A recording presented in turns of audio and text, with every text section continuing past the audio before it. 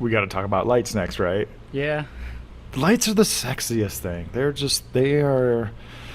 not the most important thing, but they are the sexiest thing. And man, someone had a comment where they wanted us to discuss burnout, and I'm not sure if that warrants a complete episode. I don't want to spend an hour talking about getting burned out, but I do remember a small interval of time, probably right around 2010, where I was starting to feel it. The corals and the shows hadn't really come on, and we didn't have this explosion of stuff. And then I got my first LED strip light, and it was just an average blue, barely 1 watt, just something that you wouldn't even think of using today. And it just blew my mind. Just average blue LEDs, just one little strip light, supplemented by other lights.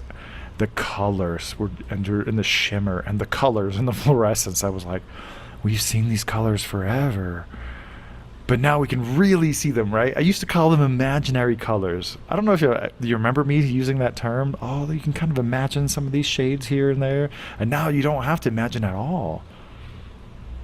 Yeah. My first wow moment with LEDs was when the moonlighting stuff came out, and they were, Mm. those I guess royal blue LEDs, but they were put into like little moonlight modules. And I think actually I was with you, and we visited a friend of yours who just had normal metal halides for the daytime, but at night he had those moonlights on, and that just black light level glow in the dark effect just blew Yes. my mind. Because I mean, I was used to actinics and all of that, but I was like, okay, that's pretty interesting. But it Just didn't to even dawn on me that this makes me sound stupid, but it didn't dawn on me that that would eventually proliferate into full on lighting.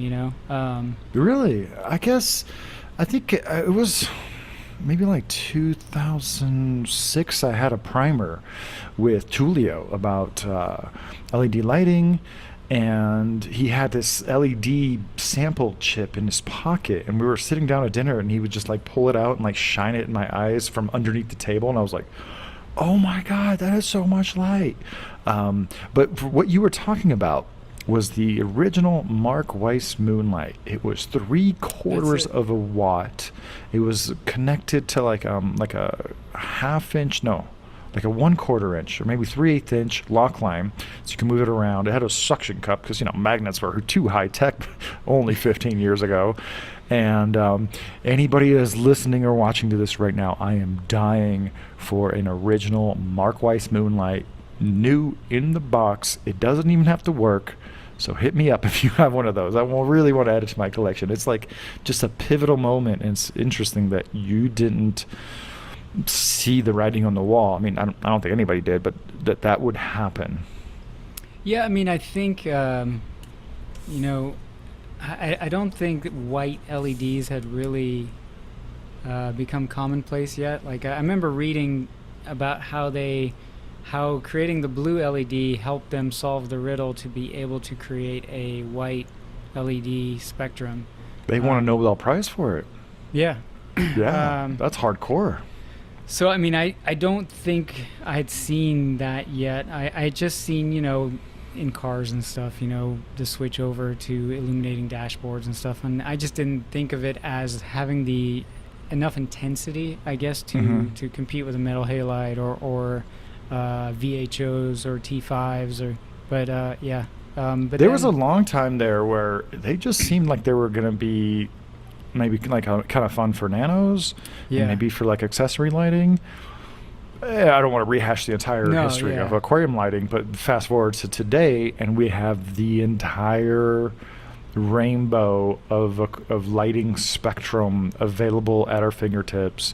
It's up to the manufacturer what diodes they include in what proportions, and we can just control them from our phone with programming for each channel, ramping up and ramping down.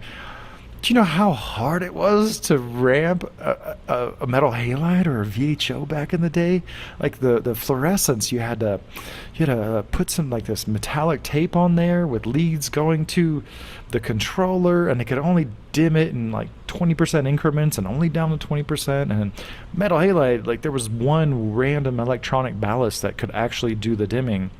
And it's just a whole, we're not even talking the same species when it comes to lighting anymore.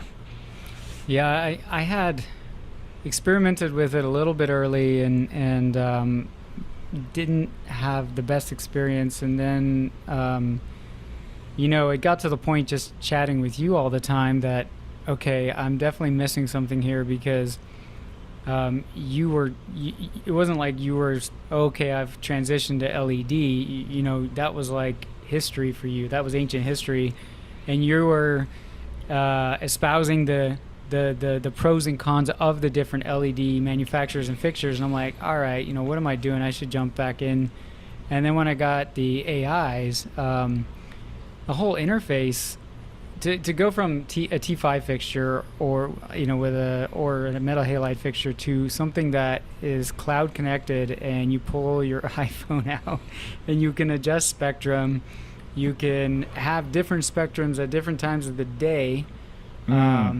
It just, I know, I'm sure everybody had that mind-blowing moment with it. Maybe I was a little later in the game to have that moment, but I was just like, why the hell have I not done this sooner, I remember being on vacation, and I wanted to see what was up with my tank, and I just was able to increase the lighting just a little bit, just so my cloud-connected webcam could see better, and just, okay, everybody looks great, all right, resume schedule, and then, close out the app. And I'm like, this is so great. There are in so many ways when it comes to this Reef Aquarium gear, we've already stepped into the future. Yeah. We're already there. It's kind of mind-blowing. But also, in the Reef Aquarium forums in the 2000s to 2010, everybody took real pride in the spectrum that they particularly selected. Like, what bulbs of metal halides are you using? What reflector? What ballast are you? What combination of T5s are you supplementing with? It was such a mark of pride. That was your recipe for spectrum.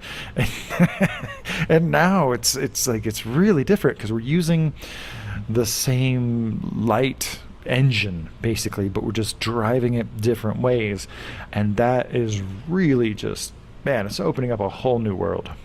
Yeah, I had posted a kind of a with a lot of humor, right? Because I everybody should do what they want to do, but I was like, what's with all these Windex tanks, right?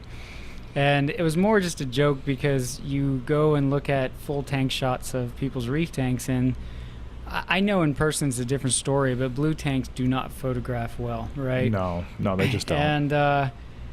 And so I'm like, it's not fun to like go to a full tank shot thread and look at everybody's tanks when they're all just Windex colored. Blue rectangle, blue square. Yeah, so I just made kind of a humorous jab about it, and so, people were like, well, what do you light with? And I was like, well, here's a picture of my tank. I like it a lot more white. And then people were like, oh, what's your, what are your settings? And, I've got AI hydras as well. And it was so crazy. Like, I could literally download the file, the config file, put it on my Google Drive. And, I don't know why these people, I'm like, hey, this is what I use. I'm not saying it's, it's certified and good to go. Like, this is just what I use, and your mileage might vary, but they just went and downloaded and uploaded it to their lights. So that is archaic. It sounds futuristic until I found out that the new max spec lights, I know we're getting a little sidetracked. I'm talking a lot about lights. There's so many topics I'm going to drill down to, but one hint of the future is max spec's new lighting platform. QR code. There you go. Just simple QR code, right? So you can be in the app, scan a QR code, you have it.